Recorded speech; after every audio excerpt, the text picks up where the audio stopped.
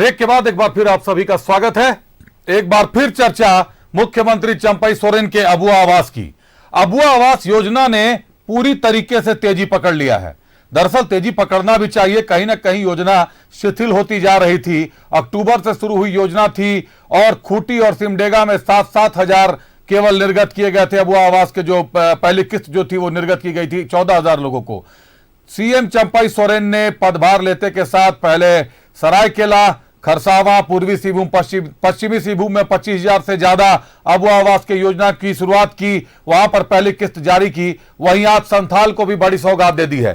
संथाल में करीब 25,000 से ज्यादा गरीबों को उनका अपना छत मिलने वाला है, बहुत जल्द मिलने वाला है। मुख्यमंत्री चंपई सोरेन ने आज मंच से घोषणा कर दी है, जारी कर दिया है किस्त को, अब जल्द से जल्द आवास मिल जाए। लेकिन मुख्यमंत्री चंपई सोरेन अपनी हर सभा में एक बात जरूर कह रहे हैं कि बिचौलियों को खदेड़ने की जरूरत है।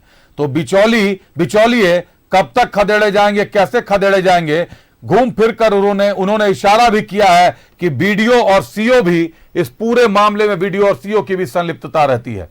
क्या है पूरा मामला, देखिए ये रिपोर्ट।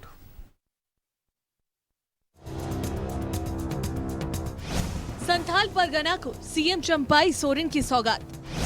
25,000 से ज्यादा गरीबों को मिला अबुआ आवास। सीएम ने कहा 2027 तक हर परिवार को पक्का मकान।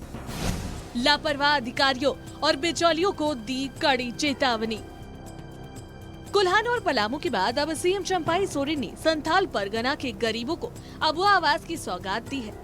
दुमका में आयोजित कार्यक्रम में मुख्यमंत्री ने संथाल के 25 से ज्यादा परिवारों को अबुआ आवास की पहली किस्त दी है। इस मौके पर सीएम चंपई सोरेन ने कहा कि 2027 तक राज्य के हर परिवार का पक्का मकान होगा। सरकार 20 लाख परिवारों को अबुआ आवास देगी। साजिश की तरह उनको आज सत्ता से बेदखल होना पड़ा, इसीलिए हम ये पार्ट 1 था तो पार्ट 2 के रूप में हम काम करने के लिए आए हैं आप लोग का। कभी आप लोग का विश्वास हम खोने नहीं देंगे। जो हेमंत बाबू ने जो योजना ने बनाया इस झारखंड को आगे बढ़ाने के लिए। संथाल परगना के 25,385 परिवारों को मिला अबुआ आवास। दुमका के 9,827 परिवारों को योजना का लाभ।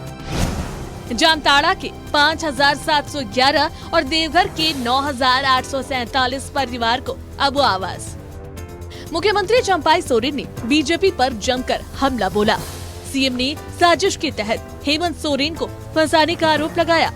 यही नहीं, बीजेपी पर झारखंड की खनिज संपदा को लूटने का भी आरोप लगाया। महागठबंधन सरकार की उपलब्धियां गिनाते हुए चंपई सोरेन ने कहा कि बीजेपी को किसानों की फिक्र नहीं है। वहीं मुख्यमंत्री ने लापरवाह अधिकारियों और बिचौलियों को कड़ी कार्रवाई की चेतावनी दी। एक भी झारखंड में बिना घर और बिना पक्का मकान कोई नहीं रहेगा।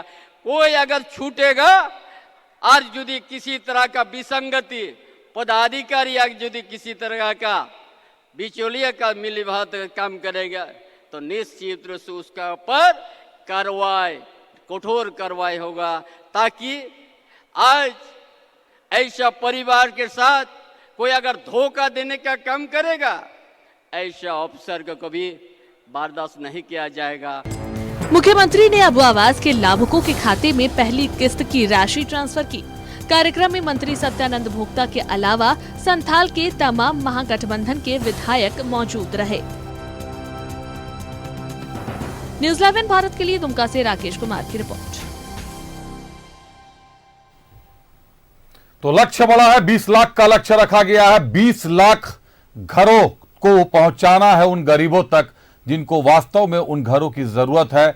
लेकिन हर सभा में वर्तमान मुख्यमंत्री चंपई सोरेन एक बात जरूर दोहरा रहे हैं कि बिचौलियों को खदेड़ना होगा, जो पहले कभी किसी सभा में किसी बड़े मंत्री ने नहीं दोहराई। यह बड़ी बात है। रुक करते हैं हमारे सहयोगी राकेश कुमार का। राकेश, चंपई सोरेन लगातार पहले कोल्हान, फिर पलामू और आज संथाल अबुआ आवास योजना की घोषणा करते जा रहे हैं, पहले किस्त जारी करते जा रहे हैं। आज भी 25,000 से ज्यादा लोगों को इसका अबुआ आवास देने की घोषणा कर दी गई है, पहले किस्त भी जारी की जानी है।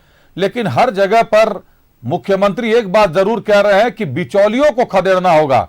ये बिचौलियों का बोलबाला चंपई सोरेन के पद संभालते के साथ इनका बोलबाला गड़बड़ाने लगा। चंपई कहीं ना कहीं इनको खदेड़ने लगे हैं। आखिर ये पहले कितने हावी रहे हैं ये बिचौलिए? देखिए, अब से एक बड़ा सवाल खड़ा होता है कि राज्य में जिस तरीके से हालात पहले थे और आज की परिस्थितियां क्या बनती नजर आ रही है, इस पर कहीं ना कहीं चर्चा होनी शुरू हो गई है।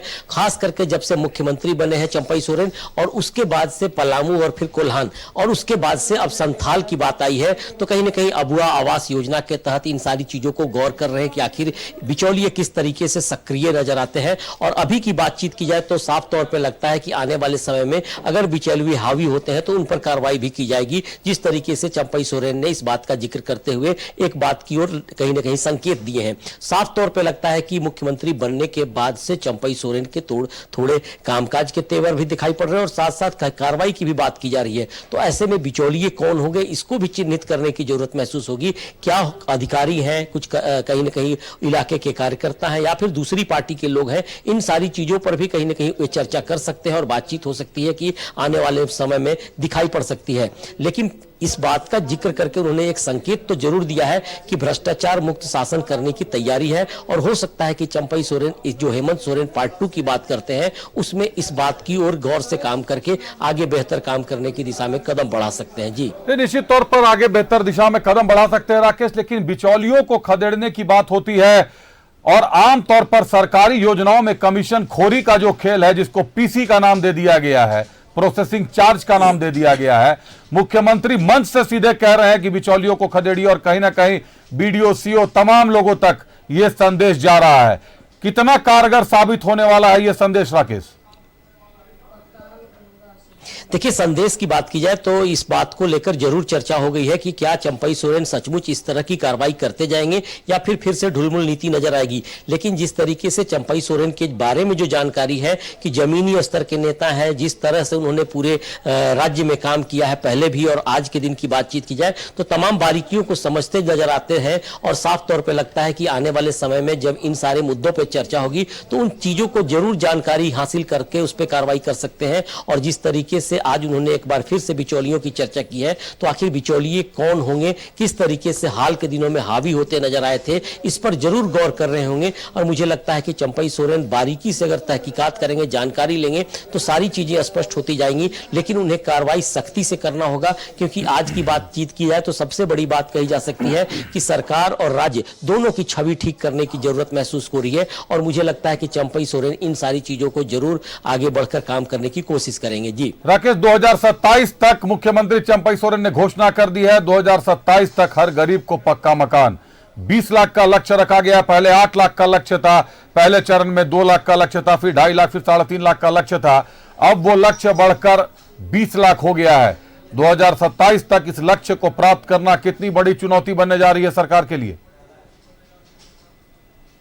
देखिए, आपने जिस तरीके से जिक्र किया कि 2027 तक इन सारी चीजों को पूरा किया जाएगा, तो साफ तौर पे लगता है कि सरकार काम करने की तैयारी कर रही है और एक टारगेट भी फिक्स किया है। तो आने वाले समय में इसको किस तरीके से जमीनी स्तर पर लाया जा सकता है, कारगर बनाया जा सकता है, इसमें सबसे बड़ी अगर भूमिका होगी तो खास करके ब्यूरोक्रेसी की होगी, अधिकारियों की होगी। तो अब जाकर इस बात का ध्यान देना होगा कि जो योजनाएं आती हैं वो अधिकारियों की तरफ से कहीं लापरवाही न की जाए, उसे जमीनी स्तर तक पहुंचाया जाए और अंतिम व्यक्ति को किस तरीके से लाभ दिया जा सकता है, इन सारी चीजों पे गौर करें। अगर मॉनिटरिंग सही तरीके से की जाएगी सरकार की तरफ से और बड़े अधिकारियों की तरफ से, तो शायद यह लक्ष्य आसान होता जाएगा और इस पर कहीं ना कहीं कारगर रूप से आगे बढ़ा जा सकता है। लेकिन कई सवाल पहले से जो जारी है, दिखाई पड़ते रहे, उसको गौर करने की जरूरत है। और मुझे लगता है कि आने वाले समय में जिस तरीके से चंपई सोरेन आगे बढ़ रहे हैं, कहीं ना कहीं इसका फायदा आने वाले समय में लोगों को दिखाई पड़ेगा। जी जिस तरीके से, जिस तेजी से धरातल पर उतारी जा रही हैं, उनमें कहीं ना कहीं तेजी लाई जा रही है और बहुत ज्यादा प्रयास कर रहे हैं मुख्यमंत्री चंपई सोरेन अपने स्तर से। दूसरी तरफ आज किसानों का आंदोलन भी शुरू हो गया है। दिल्ली में किसानों का उग्र आंदोलन शुरू हो गया है, जिसको देखते हुए कांग्रेस के राहुल गांधी ने अपने आप को, कल जो गढ़वा में राहुल गांधी को जाना था, राहुल गांधी ने इनकार कर दिया। राहुल गांधी दिल्ली के लिए रवाना हो रहे हैं, ऐसी सूचना है। आप बने रहिएगा हमारे साथ। पहले अपने दर्शकों को दिखाते हैं कि आखिर ये किसान आंदोलन से राहुल गांधी के जाने का क्या संपर्क है, क्या ताल्लुकात है। दरअसल राहुल गांधी की कल गढ़वा में सभा होनी थी, उनकी यात्रा चल रही है। भारत जोड़ो न्याय यात्रा का दूसरा चरण शुरू हो रहा है। बुधवार को यह यात्रा गढ़वा में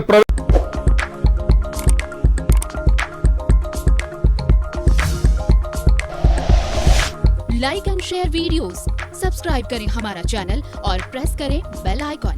न्यूज़ 11 भारत, सच है तो दिखेगा।